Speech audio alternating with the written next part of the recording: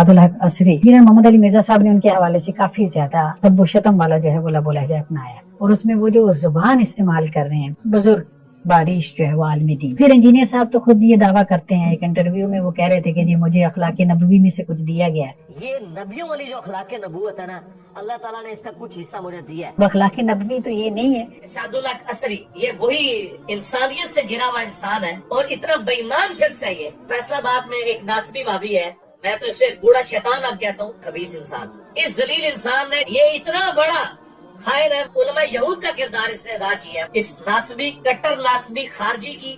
ہاں، ایک دعویٰ تو انہوں نے یہ کیا ہے کہ جی مولانا صفی الرحمان مبارک پوری صاحب انہوں نے سیرت کے اوپر ایک کتاب لکھی تھی الرحیق المختوم، تو انجینئر صاحب یہ کہتے ہیں کہ جی اس پہ ان کو شاہ فیصل ایوارڈ دیا گیا۔ فیصل ایوارڈ کبھی بھی مولانا صفی الرحمان مبارک پوری صاحب کو نہیں ملا۔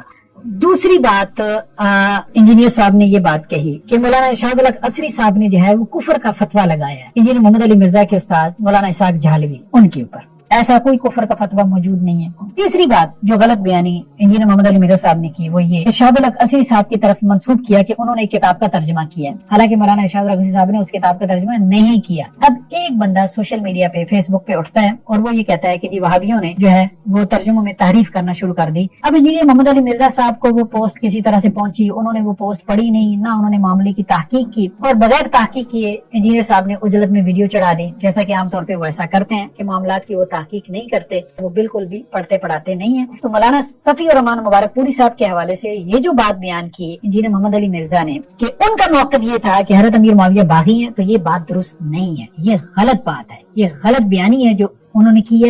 انہوں نے صرف کیا کیا کہ وہ جو ان سے انٹرویو لینے والا تھا اس کو کہہ دیا یار حوالے لگا دینا، تم خود ہی لگا دینا، تو اس نے اٹھا کے حوالے لگا دیے۔ انجینئر صاحب نے نہ اردو کی کتاب پڑھی نہ عربی کی کتاب پڑھنے کی زحمت کی، حالانکہ لوگوں کو وہ کہتے ہیں کہ جی کتابیں کھولیں، کہ وہ ریسرچ نہیں کرتے۔ سیدھی سی بات ہے، انجینئر صاحب ریسرچ نہیں کرتے، وہ چند ایک کتابیں بس پڑھ کے وہ پرانا مطالعہ اس کو چلا رہے ہیں۔ انجینئر صاحب علمی کتابی تو ہم ہیں جو کتاب کھول کے آپ کو پڑھا رہے ہیں، آپ نے تو کتابیں کھولی نہیں، بس اسکرین شاٹ لگائے ہیں۔ ہمارا جو ہے وہ آپ کو نصیحت یہی ہے کہ آپ صرف علمی کتابی ہونے کا نعرہ نہ لگائیں، آپ کتاب دیکھیں، کتاب پڑھیں، ٹھیک ہے؟ سنی سنائی باتوں کے اوپر ویڈیو نہ بنایا کریں، اور گالم گلوچ سے بھی ذرا پرہیز کریں۔